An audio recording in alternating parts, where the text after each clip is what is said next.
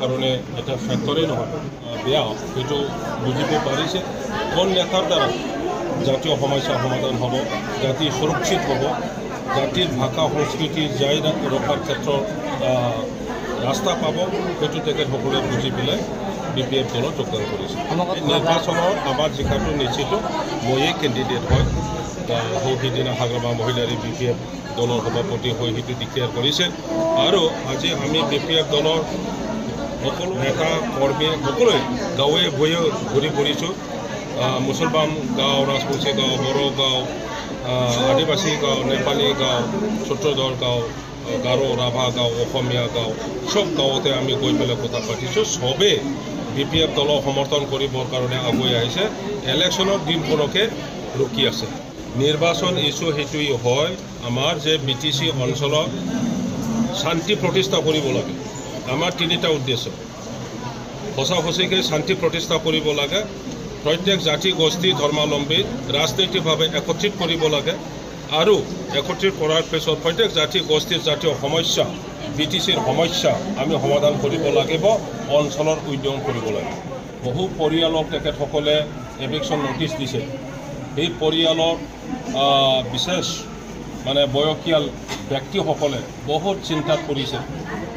সৰু সৰু বাচ্চা আছে, তেখেতসকলক লৈ পেলাই ক'ত যাব, তেনেকুৱা চিন্তা, তেনেকুৱা টেনশ্যনত ভুগি আছে।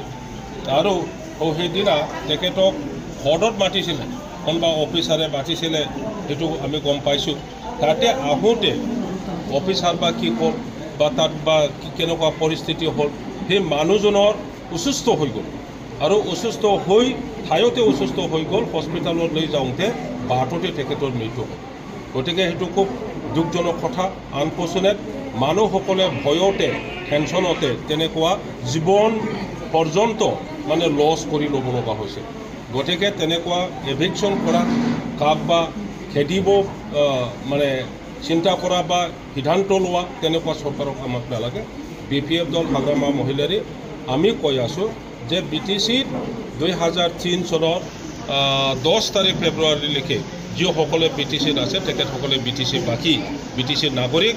আৰু আমাৰ চৰকাৰ অহাৰ পিছত আমি জুৰি কৰিম, যিসকলে য'ত আছে এই মাটিটো আমি তেখেতসকলৰ নামত নামজাৰি কৰি দিয়াৰ ব্যৱস্থাটো আমি কৰিম। জয়ন্ত বসুমতাৰী কৈছে বুলি জয়ন্ত বসুমতাৰী কৈ থাকে, চবেই কয়, ময়ো কৈ আছোঁ যে জয়ন্ত মহিলাৰী আমাৰ কাৰণে এটা ফেক্টৰী নহয়, UPFL এটা ফেক্টৰী নহয়। আপোনালোকে আমাতকৈ আৰু বেছি জানে, গাঁৱে ভূঞে সোমাই পেলাই কোনে কি কৈ আছে। UPFL কোনেও ভোট নিদিয়ে।